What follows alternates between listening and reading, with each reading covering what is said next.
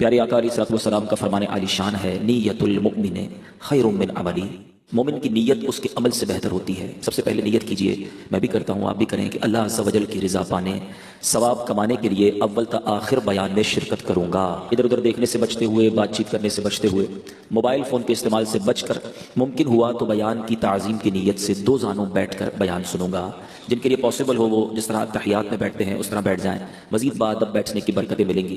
दुरूद पाक पढ़ने के बेशुमार फ़ज़ाइल व बरक़ात हैं। एक बड़ा ही अजीब व गरीब वाक़या, क्योंकि आज हम ईसाल सवाब के इज्तिमा में आए हैं, एक मरहुमा की को याद बनाने, उसको ईसाल करने आए हैं। इस तरह के इज्तिमात हमें एक पैगाम देते हैं, हमें कुछ याद दिलाते हैं। इसी याद को मजीद आगे बढ़ाते हुए दुरूद पाक की फजीलत सुनिएगा।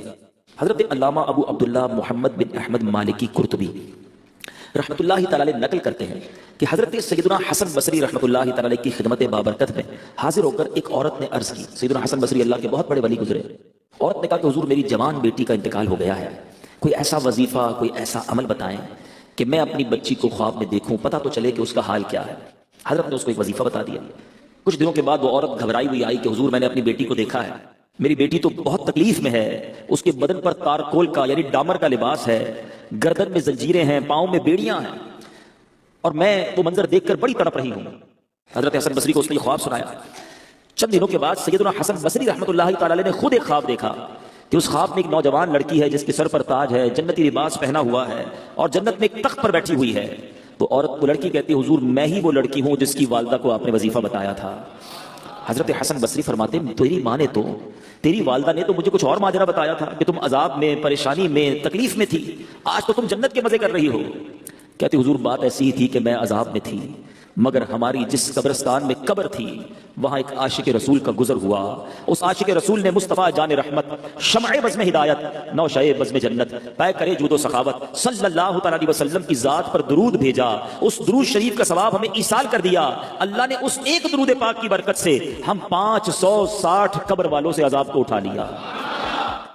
अब जरा सोचिए कि एक दुरूद पाक का ईसाल करना मुर्दों को कैसा काम आता है। अब इस वाक़े से एक और बात सीखनी है ना कि जब दुरूद पाक ईसाल करे, मुर्दों से अजाब उठ जाए, जो खुद दुरूद पाक पढ़े उसका क्या आलम होगा। तो जितना हो सके अपनी जिंदगी में दुरूद पाक को शामिल कीजिए। और इस वाक़े से एक और बात सीखने को मिल रही है कि अपने मरहूमीन को न भूलिए, दुनिया से जाने वालों को न भूलिए, जिनके साथ जिंदगी के शब रोज गुजरे हैं, जिन्होंने हमारी तरबियतें की हैं, जिन्होंने हम पर एहसानात किए हैं। जिंदगी में ये ऐसे मौके आते हैं, मगर एहसान फरामोश इंसान को नहीं होना चाहिए। हम में से बहुत से वो हैं जिनके वालिदैन नहीं है आज दुनिया में, हम में से बहुत से वो हैं जिनके असातिज़ा नहीं हैं, हम में से बहुत से वो होंगे जिनके दोस्त नहीं है, आज भाई नहीं है, बहनें नहीं है, चचा नहीं है, मामू नहीं है। उन्होंने हमारे साथ जिंदगी गुजारी है, हमारा कुछ ताल्लुक रहा है। अगर वो आज जिंदा होते तो कोई तोहफा ना देते उन्हें, अगर आज वो जिंदा होते तो उन्हें कोई, आप जनाब, कोई तोहफा, कोई दावत, कुछ खिदमत ना करते उनकी। तो आज उनकी खिदमत, उनकी दावत, उनका तोहफा यह है कि उन्हें अपनी दुआओं में याद रखें, उन्हें ईसाले सवाब करते रहें। कब्र में जाने के बाद अब मुर्दे को यही इंतजार होता है कि मेरे चाहने वाले, मेरे रिश्तेदार, मेरे दोस्त, मेरे शागिर्द, हम जरा सोचे ना, जिस उस्ताद से पढ़ा हमने कब उस उस्ताद को दुआओं में याद रखा, जिस माँ का दूध पिया, जिस वालिद ने उंगली पकड़कर हमें चलाया। हमारे बहुत सारे दोस्तों ने बड़े अच्छे दिन हमारे साथ गुजारे, अगर आज वो दुनिया में नहीं तो हमने उन्हें कितना याद रखा है। ये ईसाले सवाब का वाकया मुझे और आपको दर्स दे रहा है कि दुनिया से जाने वालों को याद रखना। तुम दुनिया से जाने वालों को याद रखोगे, बाद वाले तुम्हें भी याद रखेंगे। ये रीत, ये रिवाज, ये अंदाज कहीं बदल ना जाए कि अगर आज ये रिवाज बनता गया कि लोग मरहूमीन को भूलने लगे तो कल ऐसा ना हो मुझे भी लोग भूल ना जाए। मैं एक मशवरा भी दूंगा, अपने बच्चों के सामने, अपनी फैमिली के सामने अपने मरहूमीन को ईसाल किया करो। अपने वालिदैन, जिनके वालिदैन नहीं, उनकी कब्र पर जाया करो। बहरहाल दुरूद पाक की फजीलत हमने सुनी है, मोहब्बत के साथ बावाज़ बुलंद दुरूद पाक पढ़ लीजिए। सल्लु अलल हबीब सल्लल्लाहु तआला अला मुहम्मद सल्लल्लाहु अलैहि वसल्लम। मौत एक ऐसी हकीकत है, एक ऐसी रियलिटी है कि जिससे किसी को इनकार नहीं है। कमाल यह है, बहुत सारी ऐसी हमारे बिलीव्स हैं जिसमें दूसरे मजहब वाले नहीं मानते। कई कौमें कुछ और मानती हैं, कई मजहब वाले कुछ और किसी बात को समझते हैं, हम कुछ और समझते हैं। मगर मौत एक ऐसी हकीकत है कि दुनिया के तमाम मजहब वाले, दुनिया के तमाम मुल्कों में रहने वाले, इंटेलेक्चुअल्स हों, पढ़े लिखे हों या जाहिल हों, हर कोई मानता है कि मौत आनी है, इससे फरार नहीं है। और मेरे बीच इस्लामी भाइयों, आज एक कुरानी वाक़े के जरिए समझेंगे कि सबसे पहले दुनिया में मौत किसको आई, सबसे पहले दुनिया से इंतकाल किसने किया, और सबसे पहले तदफीन किसकी हुई और कैसे हुई। ये कुरानी वाक़या आपकी और मेरी मालूमात में इजाफे का बाइस भी बनेगा। अजायबुल कुरान में हजरत अल्लामा अब्दुल मुस्तफा आजमी अलैहि रहमतुल्लाह कभी तहरीर फरमाते हैं, रूए जमीन पर सबसे पहला कातिल काबिल था जिसने अपने ही भाई हाबील को कत्ल किया। ये दोनों हजरत आदम अलैहिस्सलाम के फर्जंद हैं और दोनों का वाकया क्या था कि हजरत हव्वा की हर हमल में एक लड़का पैदा होता और एक लड़की पैदा होती। अल्लाह तबारक व तआला ने इस दुनिया का निज़ाम चलाना था, उस वक्त कोई और जोड़ा तो था नहीं, तो हज़रत आदम और बीबी हव्वा के यहाँ हर हमल में एक लड़का पैदा होता, एक लड़की पैदा होती। एक ही बारी में जो बच्चे पैदा होते वो तो भाई बहन कहलाते, अगली हमल में जो लड़का लड़की पैदा होते इनकी अब शादियां हो सकती थी, मगर एक ही हमल में जो पैदा हुए वो आपस में शादी नहीं कर सकते थे। इस दस्तूर के मुताबिक हज़रत आदम अलैहिस्सलाम ने काबिल का निकाह लीवजा से जो हाबील के साथ पैदा हुई थी उसके साथ कर दिया, मगर काबिल इस पर राजी ना हुआ क्योंकि वो इकलीमा से शादी करना चाहता था जो ज्यादा खूबसूरत थी, वो उसका तलबदार हुआ। हजरत आदम अलैहिस्सलाम ने बड़ा समझाया कि वो तेरे साथ पैदा हुई है, वो तेरी बहन है, तो उसके साथ निकाह नहीं कर सकता। अब वो ना माना जिद करने लगा, यानी पहला गुनाह भी जमीन पर हुआ तो वो हसद हुआ है, भाई को भाई से हसद हो गया ना, ये भी समझने वाली बात है। अब उसके बाद हजरत आदम ने कहा कि ऐसा करो, दोनों अपनी अपनी कुर्बानियां पेश करो, अल्लाह तबारक व तआला जिसकी कुर्बानी कबूल कर लेगा फिर उसके बारे में फैसला हो जाएगा, उसकी बात मान ली जाएगी। अल्लाह की शान देखो, ये नबी पाक की उम्मत पर रब का एहसान है। आज मैं और आप कुर्बानी करते हैं, सदका देते हैं, हम खुद भी खाते हैं, दूसरों को भी खिलाते हैं, हमारा सदका हमारे हाथ में रहता है। पहले की कौमों का दस्तूर यह था कि सदका रखा जाता, जिसका सदका कबूल होना होता आसमान से आग आती और उस आग को, उस सदके को ले जाया करती, जला देती तो सदका कबूल कहलाता था। अब कुर्बानियां पेश की गई। अब मेरे नीचे इस्लामी भाइयों, हजरत हाबील ने जो कुर्बानी पेश की उसको कुर्बानी को आग आई आसमान से और वो ले गई। काबिल के गेहूं छोड़ दिए गए, काबिल ने गेहूं पेश किए थे और हाबील ने बकरी की कुर्बानी पेश की। अब काबिल के दिल में हसद और बुग़्ज़ पैदा हुआ कि मेरा भाई जो है ये उस लड़की से शादी करेगा जिससे मैं करना चाहता हूं। दूसरी बात पता चली कि कायनात में पहली लड़ाई, पहला झगड़ा, पहला हसद होने की वजह भी औरत थी। ये औरत के फितने से अल्लाह मुझे और आपको महफूज फरमाया। अपनी आंखों की हिफाजत कीजिए, अपने मामलात को दुरुस्त कीजिए। इंसान पहले कहता नहीं जनाब मैं तो बड़ा नॉर्मल हूं, आपस में रिश्तेदार है, लेकिन एक वक्त ऐसा आता है कि इंसान की आंखों पर जब नफसानी ख्वाहिशात की पट्टी आती है, अब भाई भाई को कत्ल करने के लिए तैयार हो जाता है। अब काबिल ने क्या किया, काबिल ने हाबील को कत्ल कर दिया, मगर इससे पहले तो कोई मरा ही नहीं था ना। वो सोचता रहा कि अब मैं लाश का करूं क्या, कई दिनों तक कांधे पर उठाए लाश घूमता रहा। तदफीन तो हुई नहीं थी ना, मरा ही कोई नहीं था दुनिया में, तो पता ही नहीं था प्रोसीजर क्या है, मरने के बाद मुर्दे के साथ करना क्या है। अब अल्लाह ताला ने देखे कैसा एक हिकमत का निजाम बनाया कि काबिल के सामने एक ऐसा मंजर आया कि दो कव्वे आपस में लड़ पड़े, एक कव्वे ने दूसरे कव्वे को मार दिया। अब उसने क्या किया, अपने पंजों से जमीन कुरेदी और पहले कव्वे की लाश उसने दफन कर दी। गोया ये पैगाम दिया गया, बताया गया कि मुर्दा दफनाना ऐसे है। तो अब काबिल ने हाबील को दफनाया और उनको जो समझिए कि जमीन में उनकी तदफीन हुई। तो है मेरे पीछे इस्लामी भाइयों, पहला कत्ल काबिल ने किया, पहला जुर्म हसद था। किस बिना पर हुआ ये भी आपने सुना, और पहली तदफीन भी हाबील की हुई।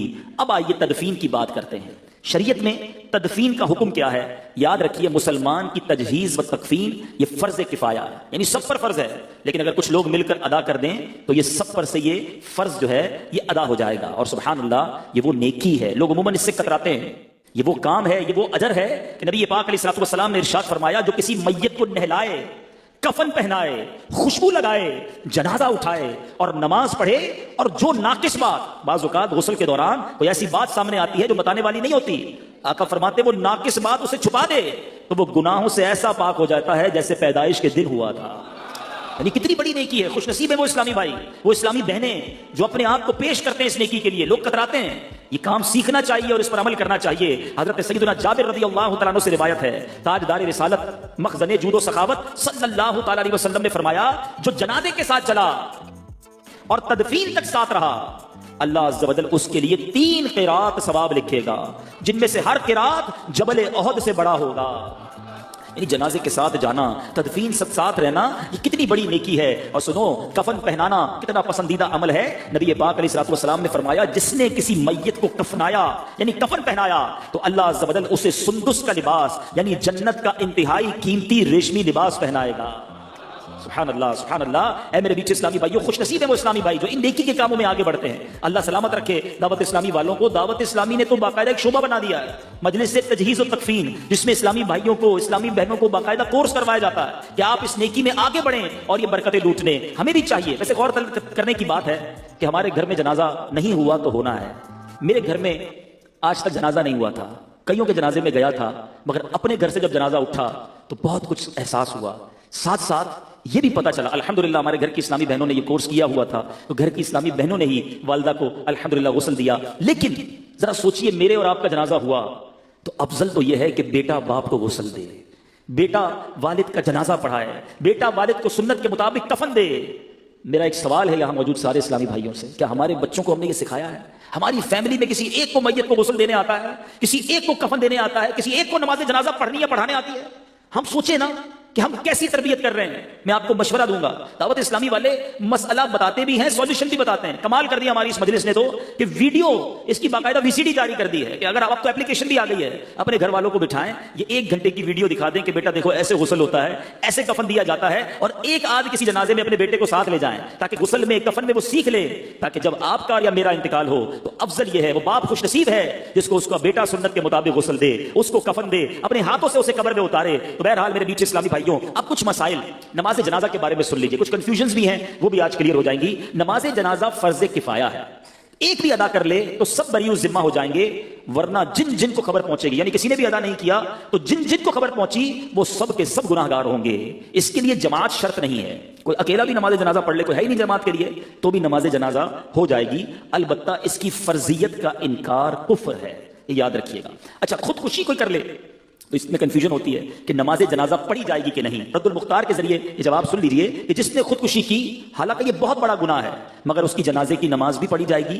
अगर कस्दन जानबूझकर खुदकुशी की हो तो उसे गुस्ल भी देंगे और नमाज भी पढ़ेंगे। सुभान अल्लाह, जनाजा पढ़ लिया, अब जनाजे को कांधा देने का कितना सवाब है। मैंने बराहे रास्त कबीरा गुनाह माफ होने की मैंने 2 ही अमल पढ़े हैं आज तक कि जिसमें कबीरा गुनाह माफ करने की बिशारत दी गई है। एक हाजी को कि जब वो जमरात की रमी करता है, हर कंकर पर उसका एक कबीरा गुनाह माफ कर दिया जाता है। हम अल्लाह से दुआ करते हैं इसी साल में हज की शहादत अता फरमा, जमरात की रमी हो, हर कंकर पर कबीरा गुनाह माफ। लेकिन चलो ये तो साल में एक मौका है ना, मेरे अल्लाह की रहमत देखो, नबी पाक फरमाते हैं जो जनाजा लेकर 40 कदम चले उसके 40 कबीरा गुनाह माफ कर दिए जाएंगे। हमारे एक बड़ा अजीब रिवाज हो गया है, 2-2 कदम चलिए, आवाज लगाते हैं। अमीर अहले सुन्नत बड़ी प्यारी तरबियत फरमाते हैं कि आवाज भी लगानी है तो लगाओ कि 10-10 कदम लेकर चलें, चारों पाए पर 10-10 कदम लेकर चलना, यह सुन्नत है। बदरुश शरिया, बदरुत तरीका।